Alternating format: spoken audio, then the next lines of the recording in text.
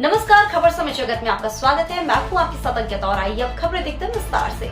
गाजीपुर उत्तर प्रदेश जनपद अंतर्गत थाना दिलदार नगर क्षेत्र ग्राम सभा रक्सहा सनबीन स्कूली जो कि जनपद में एक अच्छी स्कूल से जानी जाती है, जिसमें करीबन 1400 के आसपास लड़के लड़कियां अच्छी शिक्षा ग्रहण करते हैं। इस स्कूल का लोकार्पण जम्मू कश्मीर के एलजी महामहिम मनोज सिन्हा द्वारा किया गया है। स्कूल का जन्मदाता रहे स्वर्गीय समीर खान, जो कि कम समय में विद्यालय को मंजिल तक पहुंचाने का काम किया, जो आज सराहनीय है। आज स्कूल की निगरानी उन्हीं के छोटे भाई ग्राम प्रधान प्रतिनिधि रक्षा द्वारा किया जाता है। सौभाग्य की बात यह रही कि विद्यालय प्रांगण में सेमिनार की आयोजन किया गया है, जिसमें मुख्य अतिथि रहे रक्षा दिलदार नगर जनपद गाजीपुर निवासी दानिश खान, जो कि एक अच्छे पत्रकार होने के साथ एक अच्छे इतिहासकार भी हैं, जो कि पत्रकारिता मुंबई से करते हुए लंदन तक पहुंच गए, जिनके द्वारा अनेकों किताबें लिखी गई हैं, जिनका स्वागत स्मृति चिन्ह व अंग वस्त्र से सम्मानित ग्राम प्रधान प्रतिनिधि शकील खान द्वारा किया गया। शकील खान ने कहा कि जो भी बच्चे बच्चियां स्कूल में टॉप करेंगी उनको आगे पढ़ने का पूरा खर्च खुद देंगे, जिससे विद्यालय का नाम हो। वहीं दिलदार नगर थाना प्रभारी अशोक मिश्रा ने स्कूल के बच्चों को पढ़ाई करने का हौसला बढ़ाया। सनबीन स्कूल के डायरेक्टर औरंगजेब खान द्वारा उपस्थित सभी लोगों का आभार व्यक्त किया। इस अवसर पर उपस्थित रहे वरिष्ठ पत्रकार दानिश खान, शकील खान, वरिष्ठ भाजपा कार्यकर्ता औरंगजेब खान, अशोक मिश्रा, इंस्पेक्टर दिलदार नगर, प्रधानाचार्य सनबीन स्कूल राम प्रवेश राय, पत्रकार सोनू शर्मा, पत्रकार राकेश पांडे, पत्रकार आदि अनेकों गणमान्य लोग मौजूद रहे। And in professional courses we have computer science like that. But one more education has come in this present scenario, and that is AI, artificial intelligence. So this is my humble request to our Ganesh sir also to have some notion expressed on this very particular topic, AI, artificial intelligence. We have some questions also from our student side to be discussed on, and it will be discussed later on. And for education, Sarvapalli Radhakrishnan has emphasized that education should be provided, not education but skill also. That is the second topic. Education should be provided, not only educational, traditional or professional, but skills should also be provided. If you don't have a skill, then मैं बहुत शुक्रगुजार हूँ कि शकील भाई ने मुझे यहाँ न्यौता दिया और सीओ साहब अशोक मिश्रा साहब यहाँ पर हमें ज्वाइन किए। मैं उनका भी शुक्रगुजार हूँ कि अपने कीमती वक्त निकाला और आप सब लोग जो यहाँ पर आए हुए हैं। I am very glad to see this gathering and that I am a part of this particular gathering where I have the opportunity to share some of my thoughts, some of my feelings. As Shakil Bhai said, it's very important to have a target in mind. And Ashok Mishra ji will know target is very important. When you're using your firearm, you need to have a target and your eyes should be on the target. The same way, all of you students must have a target. That could be in the shape of a career goal, it could be in terms of educational achievement, it could also be in terms of a particular career that you want to enter. Once you identify that target, you have to work towards it. And you need to take tiny steps. जैसे बच्चा छोटा रहता है तो वो फौरन भागने नहीं लगता है, भागता है बच्चा फौरन, क्या होता है बच्चे के साथ? It takes baby steps. पहले दोनों हाथ, दोनों पैर धीरे धीरे and then they stand up. तो उसी तरह से you have to take your baby steps. यहाँ पे आप इम्तिहान दे रहे हैं, मगर जिंदगी का जो इम्तिहान है, जो इस स्कूल परिसर से बाहर है, उस इम्तिहान के लिए आपने क्या तैयारी की है, ये जगह है आपको वो बेस देगा, सिर्फ बेस देगा। अब यहाँ से निकलने के बाद what will you do is entirely dependent on you. मैं थोड़ा सा वक्त करियर के बारे में देना चाहता हूँ। आप जैसे देख रहे हैं अशोक साहब यहाँ पर हैं, यूनिफॉर्म में हैं। जब मैं भी छोटा था तो एक चाह थी कि मैं पुलिस ऑफिसर बनूंगा, तो एक चाह रहनी चाहिए, आप सब में रहनी चाहिए। वकील तो वकालत की डिग्री है, पुलिस तो आपको आईपीएस एक गोल है, स्टेट सर्विसेज एक गोल है, सब इंस्पेक्टर एक एंट्री पॉइंट है। तो इन सब चीज़ों के बारे में जानकारी लीजिए, गैदर इंफॉर्मेशन। अब आप कहेंगे कि अरे इतना सारा करियर ऑप्शन है, कैसे ले इंफॉर्मेशन? आप सब लोग मोबाइल फोन इस्तेमाल करते हैं या नहीं जी? और फिर आप उसका व्हाट्सएप का उपयोग करते हैं, आपकी बहन बाहर है, पिताजी कहीं और गए हुए हैं, भाई कहीं और रह रहा है, तो आप कम्युनिकेट करते हैं। उसी तरह वही मोबाइल का आप इस्तेमाल करें गूगल सर्च करें, करियर ऑप्शंस के बारे में जानें। हमें पता है कि हमारे इलाके में आगे पढ़ाई करने की जो अपॉर्चुनिटीज हैं, they are not that many, you don't have that much options. तो यहाँ से बाहर निकल के आपको अगर दिल्ली जाना है, कलकत्ता जाना है, बॉम्बे जाना है, लंदन आना है, सोचिए सपना। तो वो गोल तक पहुंचने के लिए आपको क्या स्टेप्स लेने हैं, इसके बारे में आप जानकारी निकालिए। जरूरी नहीं है कि जो मोबाइल फोन है वो आप केवल व्हाट्सएप चलाएं या सोशल मीडिया पर जाएं या फेसबुक देखें, नहीं, आप इसका बहुत अच्छा उपयोग भी कर सकते हैं।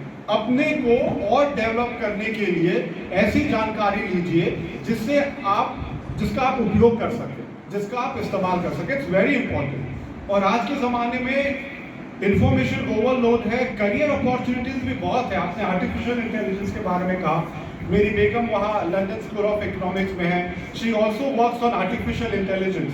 अब आर्टिफिशियल इंटेलिजेंस एक ऐसी चीज़ है जो हमारे हर दिन की ज़िंदगी में आ चुकी है, शायद हमें पता ना हो। कुछ महीने पहले chief justice of India Chandrachud साहब ने भी इसका जिक्र किया था कि आपको पता है आर्टिफिशियल इंटेलिजेंस का कोर्ट में क्या काम हो सकता है, बहुत काम हो सकता है।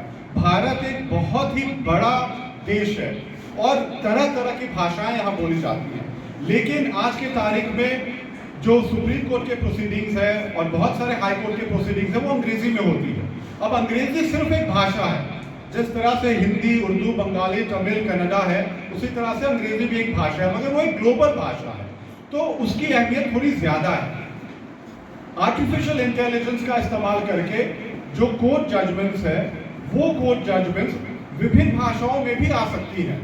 अब आप जरा सोचिए कि अगर ऐसी मशीन है उपलब्ध तो उसमें कुछ खराबी भी होगी, उसमें कुछ खामियां भी होगी, तो उसको कैसे दुरुस्त किया जा सके, उसको बेहतर कैसे किया जा सके, ये भी एक फील्ड है आईटी का। तो पहले जो कंपनीज थे TCS। सर अपना परिचय बताएं आप। पहले तो बहुत शुक्रिया आपका, आप यहाँ पर आए। मेरा नाम दानिश है, मैं रक्सहां से मेरा जुड़ाव है, ये मेरा पैतृक गांव है रक्सहां गाज़ीपुर, जहाँ पे हम मिल रहे हैं डार्लिंग सनबीम स्कूल में। और मैं एक पत्रकार हूँ, साथ साथ मैं एक इतिहासकार भी हूँ। मैंने ऑक्सफोर्ड यूनिवर्सिटी से PhD की है इतिहास में, और उसके अलावा मैंने किताब भी लिखी है। मैं कॉलमनिस्ट भी हूँ और लंदन में रह रहा हूँ पिछले 15 वर्ष से।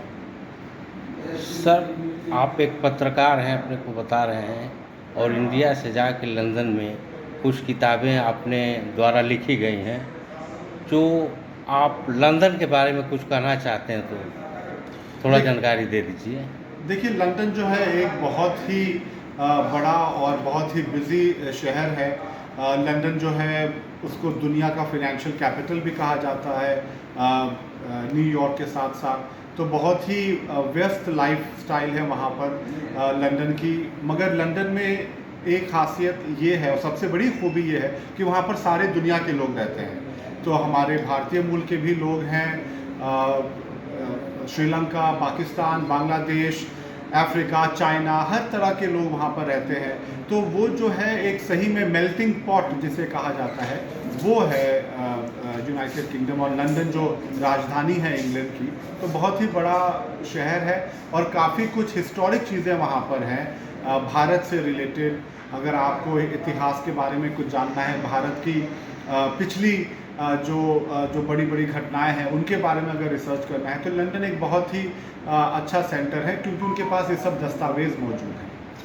भारत के इतिहास के बारे में जानने के लिए आप भारत छोड़कर लंदन तक पहुंच गए। कैसा ये सफर रहा आपका पत्रकारिता जगत में, भारत से लेकर के लंदन तक? देखिए, ये बहुत ही रोमांचित जगह है और जो मेरा वहाँ का एक्सपीरियंस रहा है वो काफ़ी इंटरेस्टिंग और काफ़ी जो है सीखने लायक चीज़ें मुझे वहाँ देखने को मिली। तो काफ़ी कुछ सीखा है मैंने वहाँ पर। जैसा मैंने बताया, मेरी रुचि इतिहास में है, तो वहाँ पर जो ब्रिटिश लाइब्रेरी है उनके पास आर्काइव्स है जहाँ बहुत सारे रिकॉर्ड्स मौजूद हैं। तो इनफैक्ट मैं ये कहना चाहूँगा कि जो भी रिसर्चर भारत के बारे में रिसर्च करता है, भारत की हिस्ट्री के बारे में, माजी के बारे में, तो लंदन एक बहुत बड़ा सेंटर है, ब्रिटिश लाइब्रेरी।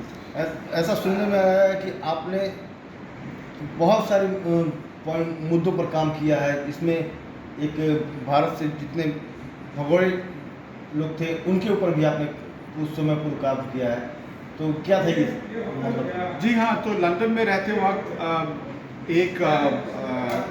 दो लोग जो लंदन में आए, खासतौर से विजय माल्या और नीरव मोदी, जिन्हें भारत सरकार वापस भारत लाना चाहती थी, उनके वापस लाने की जो प्रक्रिया है उसे एक्सट्रेडिशन कहते हैं। तो वो एक्सट्रेडिशन केसेस जो है वहाँ पर लंदन में हुई इन दोनों की, जिसने मैं अगर ये कहूँ कि वर्ल्ड मीडिया ने इंटरेस्ट दिखाया तो गलत नहीं होगा।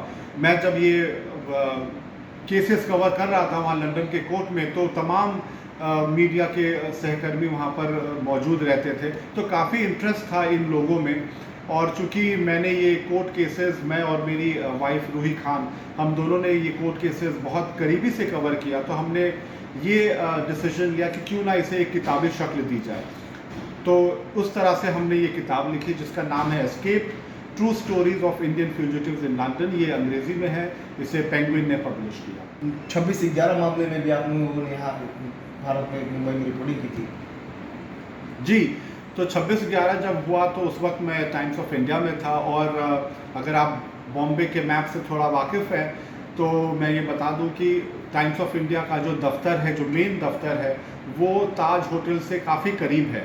मतलब ये दोनों साउथ बॉम्बे के इलाके में आता है। और मुझे वो दिन अभी भी याद है जब ये फायरिंग शुरू हुई थी ताज होटल में, तो पहले कुछ लोगों को ऐसा लगा, जिसमें मैं भी इंक्लूडेड हूँ, कि ये शायद दो गुटों में लड़ाई हो रही है, यानी दो ग्रुप्स है, यंगस्टर्स हैं, और ये अपने में कुछ इनकी जो है एक दूसरे को लेकर झड़प हुई है, जिस वजह से कुछ हो रहा है।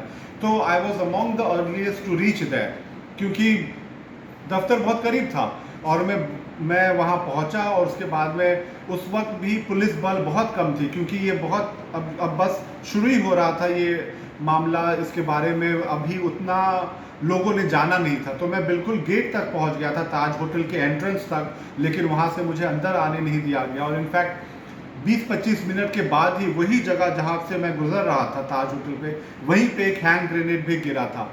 और फिर उसके बाद में पता चला कि ये एक कोई नॉर्मल गैंग वॉर नहीं है, बल्कि एक बहुत ही संयोजित तरीके से पाकिस्तान में बेस्ड कुछ जो टेररिस्ट थे वो दाखिल होके बॉम्बे के तमाम इलाकों में जाके उन्होंने ये तबाही मचाई। तो ये सब मैंने बहुत करीबी से देखा है, क्योंकि मैं उस वक्त बॉम्बे में मौजूद था। इसके अलावा आपने स्क्रिप्ट एक बुक लिखी है, उसके अलावा भी आपने कोई किताबें लिखी है? जी हाँ, उसके अलावा भी मैंने एक बुक चैप्टर लिखा है, एक किताब है जिसका नाम है बॉम्बे बिफोर मुंबई। तो ये एक हिस्टोरिकल बुक है, एक एकेडमिक बुक है। उसके अंदर मेरी एक चैप्टर है 1937 में बम्बई में जो एक कांग्रेस गवर्नमेंट ने पावर लिया था, तो उस वक्त बॉम्बे के जो मर्चेंट्स थे, बॉम्बे के में जो लोग बिजनेस करते थे, उन्होंने किस तरह से डील किया कांग्रेस गवर्नमेंट को। तो उसके ऊपर वो एक एकेडमिक बुक है। तो वो बुक भी ऑक्सफोर्ड यूनिवर्सिटी प्रेस ने पब्लिश किया इंडिया में, और हर्स्ट पब्लिशर ने यूके में पब्लिश की। गाजीपुर उत्तर प्रदेश से जिला संवाददाता राम प्रवेश राय की report. For latest news, subscribe to our channel and press the bell icon